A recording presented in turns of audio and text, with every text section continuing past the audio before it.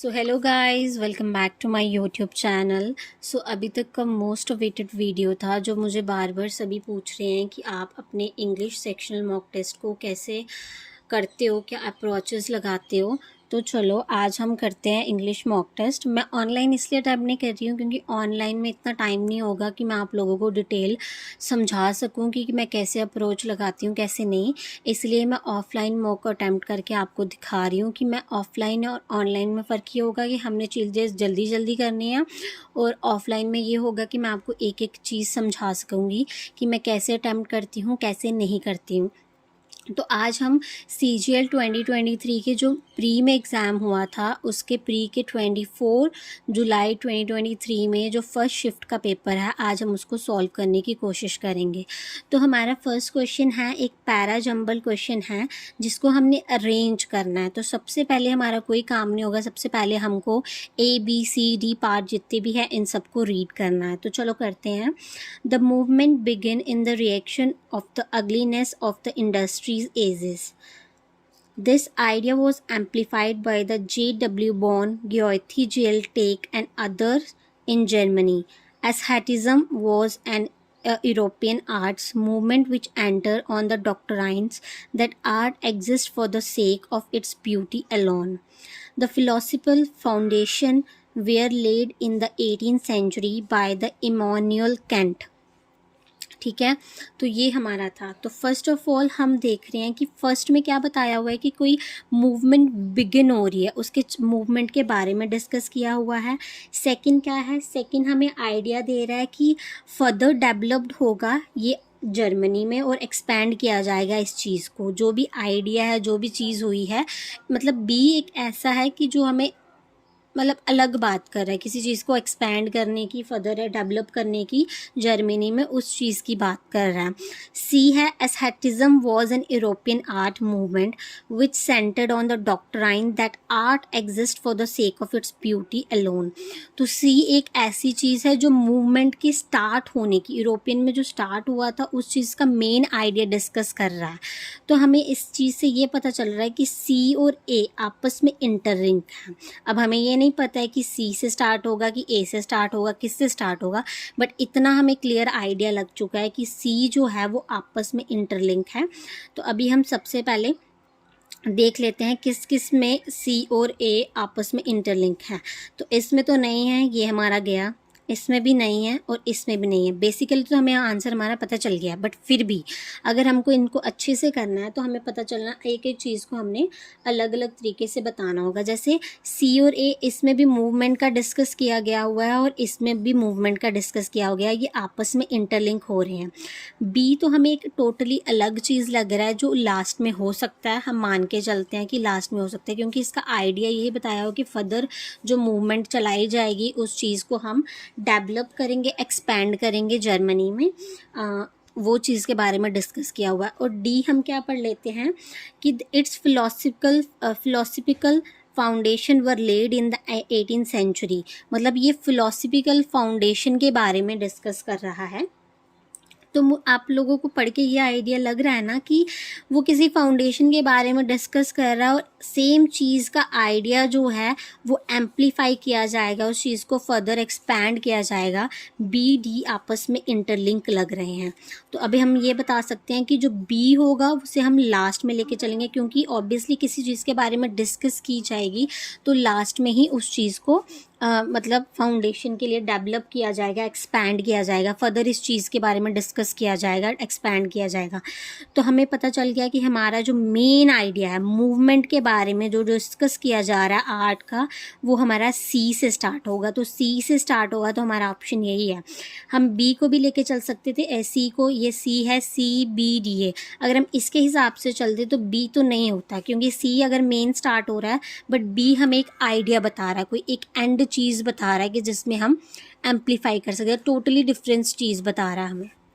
Next question हम चलेंगे 77 है इनकरेक्टली स्पेल्ड। तो इसमें तो ऑब्वियसली मुझे आप लोगों को बताने की ज़रूरत नहीं है, जिसने स्पेलिंग चैप्टर पढ़ा होगा तो उसको तो आता ही होगा। चलो फिर भी हम सॉल्व करने की कोशिश करते हैं। जैसे एडिक्वेट है ADEQUATE, ये तो ठीक है। प्रिकॉशन, PRECAUTION, प्रिकॉशन भी ठीक है।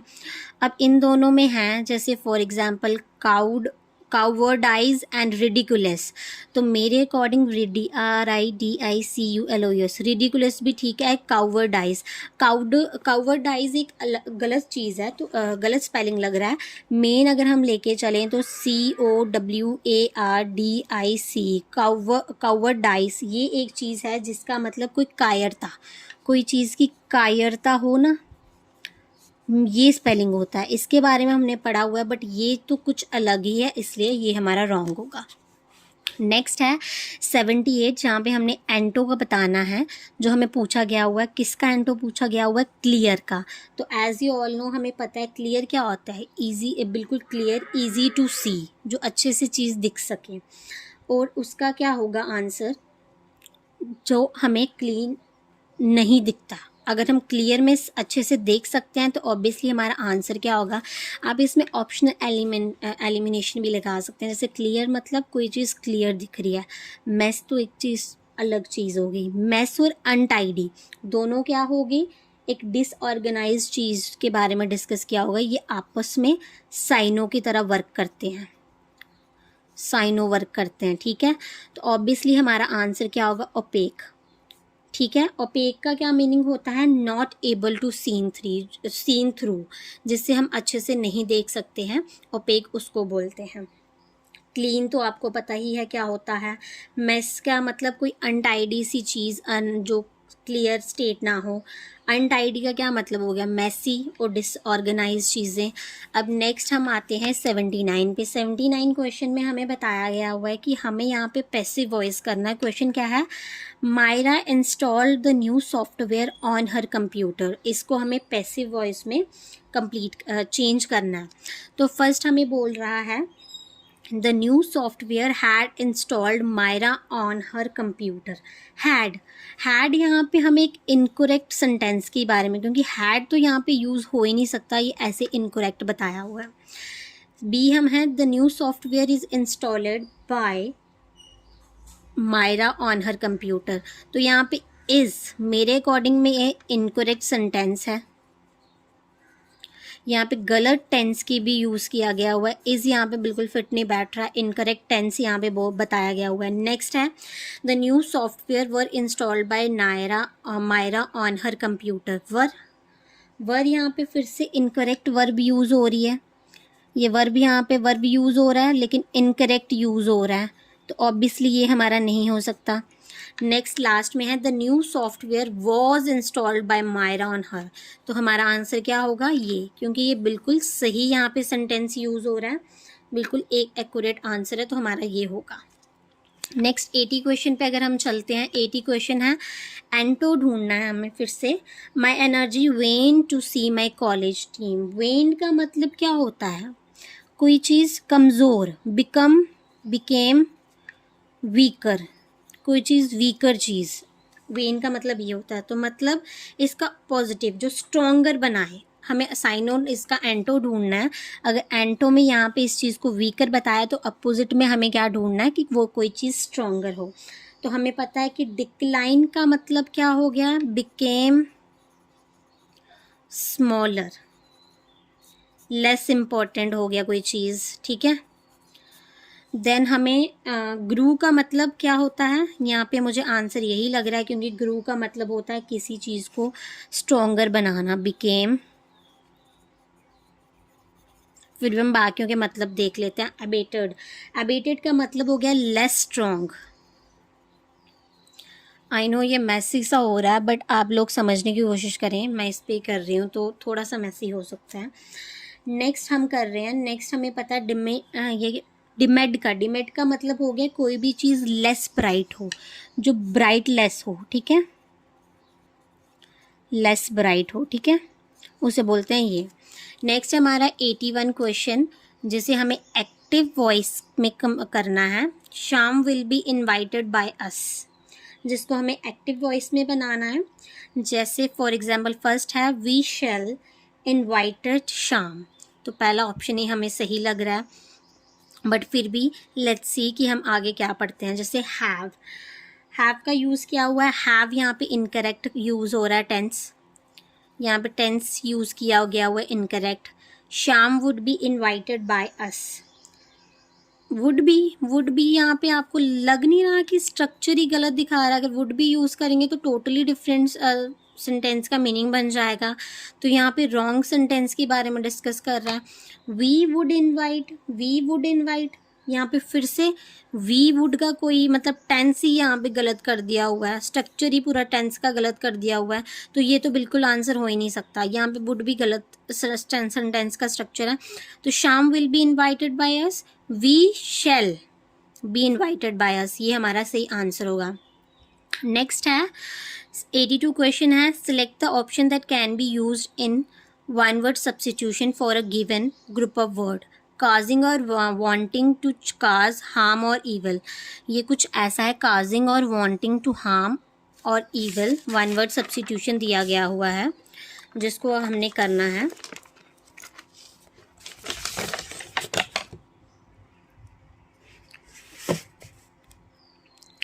हार्म टू समवन, काजिंग और क्या था, काजिंग और वांटिंग टू काज हार्म और ईवल समवन। तो इसका क्या हो सकता है, वो चीज़ हमने वन वर्ड सब्स्टिट्यूशन में जिसने पढ़ा होगा उसे पता होगा कि इसका क्या है। इसका आंसर सबसे पहले चलो इन सबको पढ़ने की कोशिश करते हैं। कहेटिक का मतलब क्या होता है, कंफ्यूज करना, किसी चीज़ को कंफ्यूजिंग करना, ठीक है। ये तो नहीं हो सकता क्योंकि ईवल और हार्मनेस के बारे में बात की गई हुई है, तो ऑब्वियसली ये चीज़ नहीं हो सकता। नेक्स्ट है इंस्पायर्ड हो गया किसी में इंटरेस्ट लैक होना आपका, तो ये भी किसी चीज़ को इंटरेक्ट नहीं मतलब लिंक नहीं कर रहा उसके साथ। रैंकर हो गया feeling of angry, feeling of bitterness और एंग्री, ठीक है। तो ये भी नहीं हो सकता। तो मेलोबियन का ही मतलब होता है किसी चीज़ को हार्म करना, ईवल समवन, ठीक है। नेक्स्ट हमारा क्वेश्चन आ रहा है 83 जो फिर से पैरा जंबल है, वी हैव डिस्कस अबाउट। तो पैरा जंबल में फिर से हम पढ़ने की कोशिश करते हैं। Another boy tied his luck and won a comb, a fountain pen, wristwatch and table lamp, other in many chance that he helped. An old man won a beautiful clock, and my old man did not want to the clock, so the shopkeeper took it back and paid 15 rupees to the old man. Bhaiya encouraged him, but Rashid was not lucky. When he tried his luck, he wouldn't cheap item like pencil and in bottles and soon lost off all the money. He sold all the items to the shopkeeper and went away happily. Rashid also won't play to try this luck. ठीक है, हमने इस चीज़ को पढ़ा।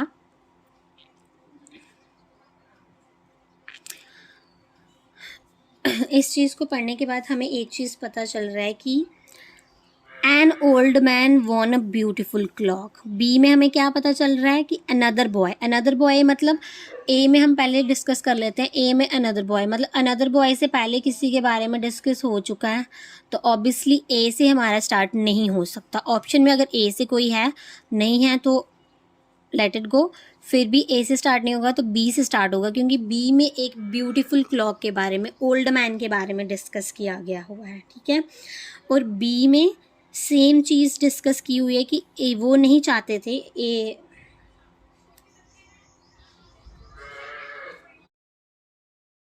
जैसे कि हमने पढ़ा कि अनदर बॉय, ए में क्या है कि अनदर बॉय, तो ऑब्वियसली ए से स्टार्ट नहीं हो सकता क्योंकि इससे पहले किसी का डिस्कस हो चुका है। तो इसमें हमें क्लियरली दिख रहा है कि an old man won a beautiful clock, the old man did not want the clock, so the shopkeeper took it back and paid 15 rupees. मतलब इसमें हमें क्या पता चल रहा है कि ओल्ड जो मैन था उसने क्लॉक जीती, बट उसने उसको रिटर्न कर दी और उसके बदले में उसने एक्सचेंज करके क्या लिया, मनी लिया। उसी के एग्जैक्ट बाद अनदर बॉय ने ट्राई किया अपने लक को और बॉर्न किया एक फाउंटेन पेन। तो हमें पता चल रहा है कि बी और ए से इंटरलिंक्ड है, और बी और ए क्या है, मेन आइडिया बी क्या है, मेन आइडिया डिस्कस कर रहा है। तो ऑब्वियसली हमारा किससे स्टार्ट होने वाला है, बी से। तो हमारा फर्स्ट ऑप्शन हुआ, और बी और ए इंटरलिंक्ड हो रहा है। तो आप किसी में भी देख सकते हैं, जैसे फर्स्ट में ही दिखाया हुआ बी ए इंटरलिंक्ड हो रहा है, बी डी तो नहीं हो रहा, बी सी। तो ऑब्वियसली यहाँ से ही हम कट कर सकते हैं, हमें आगे पढ़ने की नीड नहीं है, बट फिर भी हम पढ़ेंगे। तो सी जो है, सी में बताया हुआ है कि भैया encourage him but Rashid was not lucky when he tried his luck. He was won only cheap item like pencil and water, soon lost all his money. He sold all the item to the shopkeeper when he happily Rashid. तो Rashid also wanted to play. Rashid मतलब खेलना चाहता था और भैया ने रशीद को ही किया। तो ऑब्वियसली डी, हमारा डी और सी फिर से क्या है, इंटरलिंक्ड हो रहे हैं। रशीद खेलना चाहता था, उसके बाद उसने खेला बट वो अनलकी फील रहा, तो इसलिए उसे मतलब कुछ ही जो लाइक पेंसिल आइटम्स थी ये कुछ ऐसा, और उसने भी सारी मनी लॉस कर दी। तो हमें पता चल गया कि बी ए और डी सी ही आपस में इंटरलिंक हो रहे हैं। तो अगर क्वेश्चन नंबर 84 में चलें, उसमें साइनो बताना है हमने। तो साइनो का एज यू ऑल नो हमें पता है कि सेम मीनिंग होता है। तो जेन्युइन, जेन्युइन मीनिंग क्या हो गया, बिल्कुल सही, जो रियल चीज़ होती है। वैसे ही ऑथेंटिक, तो हमें इसका सामने सामने ही आंसर दिख रहा है। ऑथेंटिक का मीनिंग भी होता है रियल। फिर भी हम पढ़ लेते हैं बाकी। फैब्रिकेटेड, फैब्रिकेटेड क्या हो गया, something that is made of uncreated, so up और क्रिएटेड, समथिंग जो मेड ऑफ, जो रियल नहीं हो लेकिन क्रिएटेड हो, किसी चीज़ से बनाया हुआ। वैसे ही हम इनॉर्नियस का बात करें तो इनॉर्नियस का मीनिंग होता है इनकरेक्ट और मिस्टेकन। तो उसके बाद हम डिसिपिटिव का मीनिंग समझने की कोशिश करें तो इसका मीनिंग होता है making something seem different from what is real. तो रियल से जो समथिंग जो हमें डिफरेंट बताने की कोशिश कर रहा है उसका ये मीनिंग होता है। आई होप मैं इसमें सही हूँ, क्योंकि एग्जैक्टली मुझे याद नहीं है, बट फिर भी मेरे अकॉर्डिंग तो यही होता है। नेक्स्ट है 85 क्वेश्चन, जिसमें हमने क्या करना है, ग्रामेटिकल एरर बताना है। जैसे क्वेश्चन है, I am sure that the postman would be coming shortly to deliver the letter. इसमें से ए बी सी डी में से कौन सा है जो गलत है? तो मेरे अकॉर्डिंग कौन सा गलत है, पोस्टमैन वुड बी। तो मेरे अकॉर्डिंग यही है, द पोस्टमैन वुड बी। क्यों? क्योंकि द नहीं लगेगा। जो मॉडल है वो यूज करता है फ्यूचर टेंस के लिए। तो अगर यहाँ पे स्टार्टिंग में फ्यूचर टेंस स्टार्ट हो रहा है तो मतलब प्रेजेंट टेंस स्टार्ट हो रहा है तो आगे भी प्रेजेंट टेंस ही रहेगा।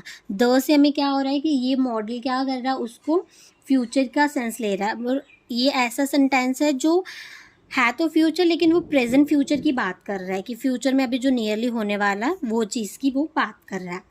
तो ठीक है, तो इसमें हमें पता चल रहा है कि इसमें क्या होगा कि फ्यूचर सेंस इसमें दिख रही है लेकिन प्रेजेंट फ्यूचर सेंस दिख रही है, तो विल यहाँ पे यूज़ होगा। अगर स्टार्टिंग में प्रेजेंट फ्यूचर यूज़ हो रहा है तो आगे भी प्रेजेंट ही यूज़ होना चाहिए। नेक्स्ट है 88 हमारा क्वेश्चन है, जिसमें हमें बताना है कि select the most appropriate, sorry 88 नहीं 86, आई एम सो सॉरी, हाँ मैंने देखने में गलती कर दी। 86 में हमें ईडियम एंड फ्रेज, इसमें मुझे समझाने की ज़रूरत नहीं है, आप लोगों को ईडियम एंड फ्रेज लर्न करने पड़ेंगे। कोई भी आपको इसमें कुछ नहीं करा सकता। अकर फिर भी the is incidents occur without a warning, without a warning incident occur हुआ है, तो ऑब्वियसली इसका आंसर होगा बोल्ड फ्रॉम द ब्लू। अचानक से कोई इंसिडेंट हुआ है तो इसके लिए यही होगा। तो ये मैं बता तो नहीं सकती, बट फिर भी आपको इडियम फ्रेजेस करने पड़ेंगे। नेक्स्ट है 87 फिर से पैराजंबल है, इसमें काफ़ी ज़्यादा पैराजंबल पूछे हुए हैं इस सेट में। तो नेक्स्ट इसमें पढ़ लेते हैं फिर से। The most essential thing I learn from the ready now was the need having backup plan in case of emergency स्टीडर। तो ऑब्वियसली मुझे पता चल रहा है कि स्टार्टिंग में ही हमें चल रहा है कि backup is the most essential thing. Obviously हम किसी चीज़ का तो ए ही मुझे क्यों लग रहा है कि स्टार्ट होगा, चलो फिर भी हम आगे देख लेते हैं। The instruction according to Nicola was inspiring and confirmed her capacity to live effectively with disability. I made sure that I generated wheelchair batteries, at least week worth of food, water and prescription medicines. उसे हर चीज़ देख लेनी चाहिए कि सब कुछ है कि नहीं. When I heard about the impending snowstorms, I emailed all the caregivers to see who live nearby and would be accessible. First of all हमें पता चल रहा है कि A में ही बैकअप जो इम्पॉर्टेंट चीज़ है इसेंशियल इमरजेंसी के लिए स्टार्ट हो रहा है, तो हमें पता है A से स्टार्ट होने वाला है.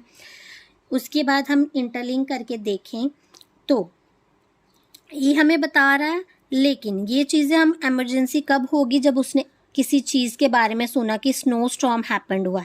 तो ए डी इंटरलिंक कर रहा है क्योंकि स्नो स्टॉर्म के अकॉर्डिंग ही हमें इमरजेंसी देखने में मिलती है. तो फिर भी ए और डी का इंटरलिंक करके देखते हैं. डी तो एंड नहीं हो सकता क्योंकि एंड चीज़ वही दिखा रहा है. लास्ट अगर हम मान के चलें तो बी लैंड है क्योंकि इंस्ट्रक्शन वो क्या बोलती है कि the instruction according to Nicola was inspiring and confirmed her capability to live effectively with a disability. जो इंस्ट्रक्शन उसे दी गई थी आखिर में वो सारी काम आई हैं जो हो. तो मेरे अकॉर्डिंग ये बी ही लास्ट है, तो हमारा आंसर यही होगा ए डी सी बी. अगर मैं होती तो मैं ऐसे ही एग्ज़ाम में प्रेफर करती, बट फिर भी देखते हैं.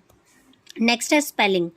तो हमें यहाँ पे स्पेलिंग है जो मेन मेरे अकॉर्डिंग साइकोलॉजिस्ट, इन्वेस्टिगेशन और विटनेस की स्पेलिंग देखने हैं, जिसमें इसमें तो स्पेलिंग गलत लिखा हुआ है, इसमें भी गलत है, इसमें भी गलत है.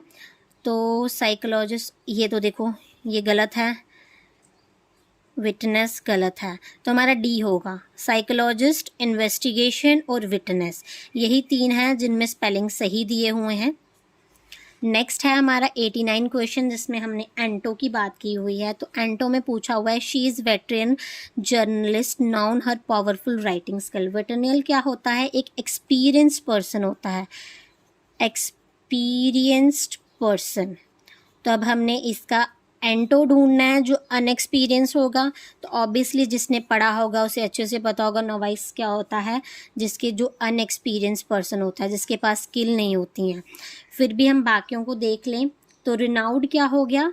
एक फेमस और वेल नोन पर्सन. और क्रिविसाइड का तो मुझे अभी याद नहीं आ रहा, सो आई डोंट नो कि इसका क्या मीनिंग होता है. बट कंडीशनर का तो मुझे पता ही है कि ट्रेंड इन सर्टेन बिहेवियर, किसी चीज़ को सर्टेन बिहेवियर में जो ट्रेन करते हैं उसका ये मीनिंग होता है.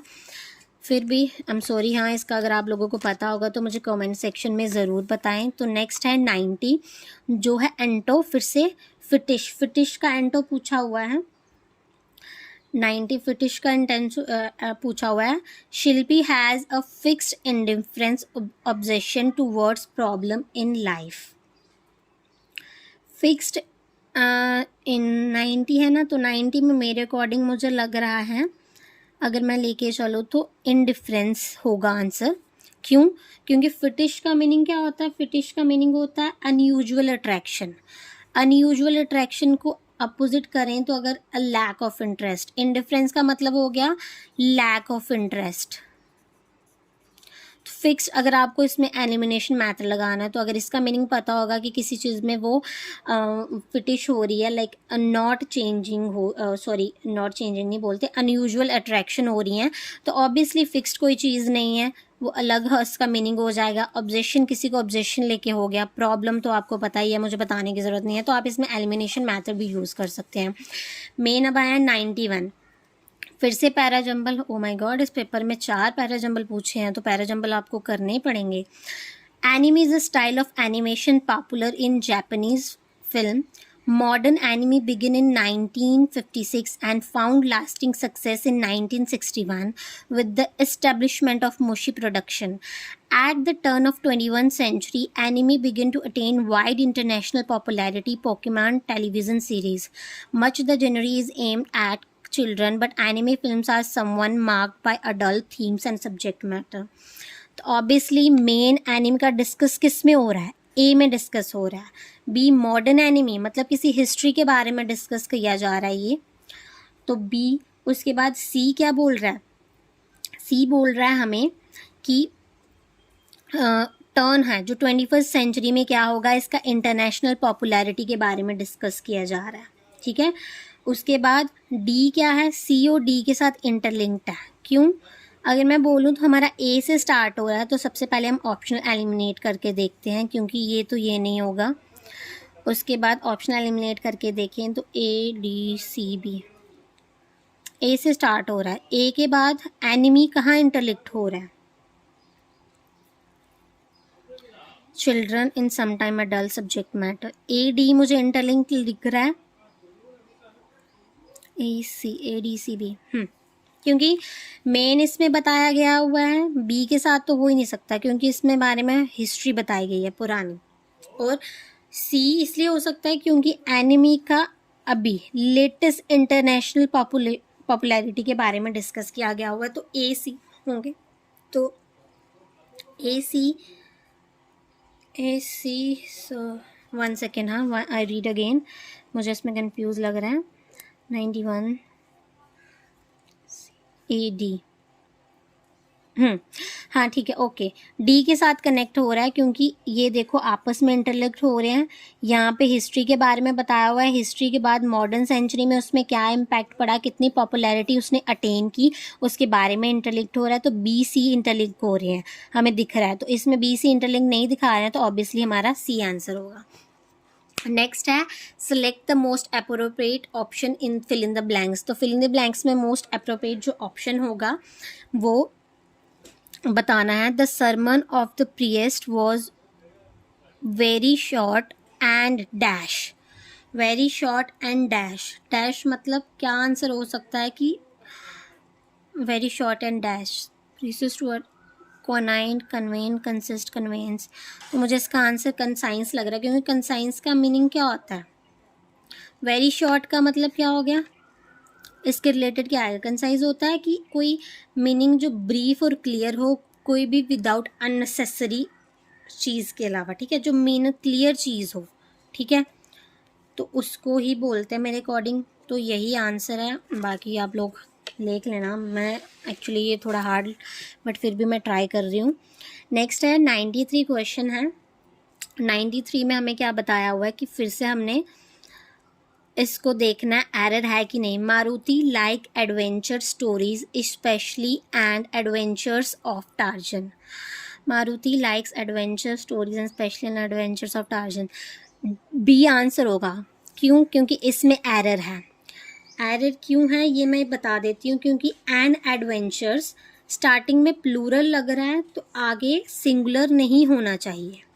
यहाँ पे सिंगुलर दिया गया है, एडवेंचर है, और सबसे मेन बात है कि आर्टिकल एन यूज़ हुआ है, तो एन की जगह पे हमने द यूज़ करना है, क्योंकि प्लूरल कभी भी प्रिसाइड नहीं करता है सिंगुलर आर्टिकल एन को। तो इनकेस अगर इसका सही बोलना होगा तो होगा Maruti like adventures stories specially the adventures of torsion. उसके बाद 94 है आइडेंटिफाई द ईडियम। फिर से मैं वही बोलूँगी, ईडियम को आइडेंटिफाई करना है तो वो आप लोगों को खुद ही करना पड़ेगा। ट्रू पर्सनैलिटी का मतलब होता है ट्रू कलर, उसमें मैं कुछ नहीं कर पाऊँगी, मैं समझा सकती हूँ, बाकी तो खुद ही करना पड़ेगा। 95 है सब्स्टिट्यूट है, बताना है if only I was young again, I was young again, if only I was young again. If only के साथ सब्जेक्ट, अगर आपको याद होगा, इफ़ ओनली के साथ आता है प्लस सब्जेक्ट प्लस वर्ब मेरे अकॉर्डिंग, तो ये करेक्ट ग्रामेटिकल सेंटेंस होगा। इफ़ ओनली आई वॉज नहीं, गलत वर्ब लिखा हुआ है, if only I were young again, तो ये आंसर होगा, ए आंसर होगा, ठीक है। नेक्स्ट है 96, जो हम लास्ट हमारा क्लोज टेस्ट को लेके चल रहे हैं। सोशल मीडिया कैन हैव, 96 का आंसर ढूंढना है। Social media can have effect on mental health with studies suggesting that excessive use can lead to feeling the anxiety, depression and loneliness. तो ऑप्शन में क्या दिया हुआ है? Delirious, desirous, detrimental and positive. तो यहाँ पे किसी नेगेटिव चीज़ की बात हो रही है, आप देख सकते हैं, क्योंकि वो इफ़ेक्ट दे रहा है हमारे मेंटल हेल्थ पे, हमारी स्टडीज़ पे। एक्सेसिव यूज़ करने की वजह से हमें एग्जाइटी, डिप्रेशन एंड लोनलीनेस हो रहा है। तो इसके अकॉर्डिंग हमें पता है कि यहाँ पे किसी नेगेटिव चीज़ की बात होगी तो ऑब्वियसली हम ऑप्शन एलिमिनेट करेंगे, यहाँ पे पॉजिटिव तो आएगा नहीं, आपको पता है। उसके बाद डिज़ायरस होता है किसी को चाहने वाला, तो ऑब्वियसली चाहने वाले की बात यहाँ पे नहीं कर रही है, तो यहाँ पे इन दोनों में होगा आप लोगों को कन्फ्यूज़न, बट फिर भी मैं ट्राई करती हूँ कि डेट्रीमेंटल। डेट्रीमेंटल क्या हो गया, इसका मीनिंग होता है हार्मफुल और डैमेज, तो हमारा आंसर यही होगा, क्योंकि नेगेटिव चीज़ का इम्पैक्ट पड़ रहा है तो हमें हार्मफुल और इम्पैक्ट पड़ रहा है, तो यही हमारा आंसर होगा। 97 है, आगे पढ़ते हैं हम। To combat these negative effect expert recommended setting dash for, मतलब कोई चीज़ की सेटिंग करने के लिए कोई चीज़ उनको बोल रहा है, तो ऑब्वियसली हम इस नेगेटिव इम्पैक्ट के लिए कोई प्रिंसिपल सेट नहीं करेंगे, गोल सेट नहीं करेंगे, स्टैंडर्ड सेट नहीं करेंगे, ऑब्वियसली हम नेगेटिव चीज़ के लिए कोई एक ऐसा रूल सेट करेंगे जिससे हमारे दिमाग पे नेगेटिव इम्पैक्ट ना पड़े। आगे पढ़े तो other strategies include dash with friends and family in person, encouraging hobbies and physical activity seeking, मतलब इनके अलावा अगर हम चाहें 98 में ये आ रहा है कि other strategies include dash with friends and family in person engaging hobbies, मतलब ऐसी चीज़ हो जो हमें इंटरैक्ट करें किसी चीज़ के साथ। क्या बताया उन्होंने, इंटरैक्टिंग करने, मतलब कोई ऐसी चीज़ हो जिससे हम कम्युनिकेट करें, जो हमें इंगेज करे उस चीज़ को लेकर, तो यहाँ पे यही एक शायद जो चीज़ सेट बैठ रही है, इंगेजिंग करना। उसके बाद तो इंडिफरेंस तो इनकेजिंग, हाँ यही लग रहा है मुझे, बाकी कोऑपरेटिंग तो कुछ अलग सा हो गया, इंटरेस्टिंग तो ऑब्वियसली ये भी नहीं होगा, इन्वॉल्विंग तो अलग है, इन्वॉल्व होना किसी चीज़ में ऐसे। तो नेक्स्ट है 99 में है, कहाँ से था, यहाँ से, friends and family in person engaging hobby physical activities and seeking professional dash if necessary. If necessary होगा, अगर वहाँ उसमें क्या नेसेसरी होगा, कंसर्न नेसेसरी होगा, एडवाइस नेसेसरी होगी, इन्फॉर्मेशन नेसेसरी होगी, गाइड। तो फिर से हम यहाँ से आएंगे, indulge interacting with friends and family, include dash with friends and include interacting with friends and family in person, engaging in hobby or physical activity and seeking professional dash if necessary। Professional हम क्या कर सकते हैं, concern तो नहीं दिखा सकते, ना ही हम किसी को प्रोफेशनली एडवाइस दे सकते हैं, प्रोफेशनल इन्फॉर्मेशन के रिलेटेड तो यहाँ पे डिस्कस ही नहीं हो रहा, ऑब्वियसली गाइडेंस के रिलेटेड हो रहा है। तो गाइडेंस क्या होगा, किसी को एक डायरेक्शन प्रोवाइड करना, हेल्प लेने में, कोई डिसीजन लेने में एक गाइडेंस प्रोवाइड करना, तो यही आंसर होगा। उसके बाद as such it is important to be dash of the potential drawbacks, मतलब किसी डिसएडवांटेजेस की बात कर रहे हैं। डिसएडवांटेजेस मतलब कोई नेगेटिव इससे इम्पैक्ट पड़ रहा है, to take step in use of healthy and balanced way. तो ऑब्वियसली हमें इसके मीनिंग पता होने चाहिए। सबसे पहले हमें मीनिंग पता होने चाहिए। इनडिफरेंट क्या होता है, इनडिफरेंट हो गया नॉन अलाइंड, कोई निष्पक्ष चीज़ों के बारे में कर रहे हैं हम डिस्कस, तो ये तो नहीं हो रहा, नॉन अलाइंड चीज़ों के बारे में नहीं डिस्कस हो रहा। स्पेक्टिकल हो गया उलझन में कोई चीज़, तो ये नहीं होगा, उलझन की चीज रिलेटेड की चीज़। इग्नोरेंट तो आपको पता ही है, मुझे बताने की ज़रूरत नहीं है। कॉन्जिकेंट यहाँ पे मुझे सेट बैठ रहा है अगर हम इसके सेंटेंस से लेके चलें, क्योंकि कॉन्जिडेंट का मीनिंग क्या होता है कि aware of, conscious of somebody और समथिंग। तो यहाँ पे उन्होंने क्या बोला हो कि हमें ऐसे ड्रॉबैक से हमें अवेयर होना चाहिए, कॉन्जिकेंट होने चाहिए, तो यही होगा इसका आंसर। तो मैं आप लोगों से ये रिक्वेस्ट करूँगी, ये थोड़ा हार्ड शिफ्ट था बट फिर भी मैंने ट्राई किया सॉल्व करने का। आप लोग भी ऐसे ही करें, एक मीनिंग समझ के करें। अगर आप इसको ऐसा करेंगे कि एक दो बार प्रैक्टिस करेंगे तो आपका जल्दी हो सकता है। ये तो मैंने आपको समझाना तो इसलिए आपको टाइम लग गया मुझे इस चीज़ पे डिस्कस करने के लिए कि मैं कैसे अप्रोच करती हूँ। इन केस अगर मैं ऑनलाइन अटैम्प्ट कर रही होती तो एटलीस्ट मैं इंग्लिश का पेपर अटैम्प्ट करने में 7 to 8 मिनट्स ही लेती, क्योंकि ज़्यादा डिफ़िकल्ट नहीं होता है, बट आप लोगों को अंडरस्टैंडिंग करना पड़ेगा, इंटरैक्ट करना पड़ेगा। हाँ, कुछ पेपर शिफ्ट अच्छे इजी होते हैं और कुछ डिफ़िकल्ट होते हैं। इसलिए आपको अच्छे से ध्यान से फ़र्स्ट ऑफ़ ऑल वोकैबुलरी पे वर्क करना है, क्लोज टेस्ट पे वर्क करना है, हर चीज़ पे वर्क करना है। एंड PQRS के मैं कुछ आपको इम्पॉर्टेंट चीज़ें अगर मैंने नोट डाउन की हैं तो मैं आपको दिखा देती हूँ। PQRS में कुछ इम्पॉर्टेंट, जैसे हमें सेंट्रल आइडिया पता होना चाहिए, थीम ऑफ पैराग्राफ पता होना चाहिए, आइडेंटिफाई करना पड़ेगा हमें ओपनिंग सेंटेंस क्या होता है, फिर क्लोजिंग सेंटेंस किससे सेंटेंस क्लोज हो रहा है वो आइडेंटिफाई करना होगा, पैराग्राफ फाइनल। उसके बाद आइडेंटिफाई कुछ मेन पेयर्स होते हैं, जैसे मैंडेटरी पेयर्स होते हैं, कंसीडर्स और कनेक्टर्स होते हैं जो एक दूसरे कनेक्ट करते हैं, इंटरलिंक करते हैं, जैसे for example hands, therefore, thus, example other follow करते हैं। मतलब ये सब कुछ आपको होना चाहिए। ये मैं अपने टेलीग्राम ग्रुप पे शेयर कर दूँगी। ये मैंने इम्पॉर्टेंट चीज़ें लिखी हुई हैं PQRS को लेकर। So thank you for watching, like, share, comment and subscribe. अगर मैं कहीं गलत भी हूँ तो प्लीज़ मुझे कमेंट में बताएं, क्योंकि हर बार ये नहीं होता कि इंसान सही हो सकता है, कुछ गलतियाँ भी होती हैं, क्योंकि इंसान है, इंसान गलतियाँ भी करता है। तो आई होप कि आप लोगों को मेरी वीडियो अच्छी लगी होगी। अगर मैं गलत हूँ तो प्लीज़ मुझे गाइड करें, बट फिर भी मैंने अपना बेस्ट देने की कोशिश की है। मैं ऐसे ही अगर होती तो मैं ऐसे ही अटेम्प्ट करती सेक्शनल मॉक को। Thank you.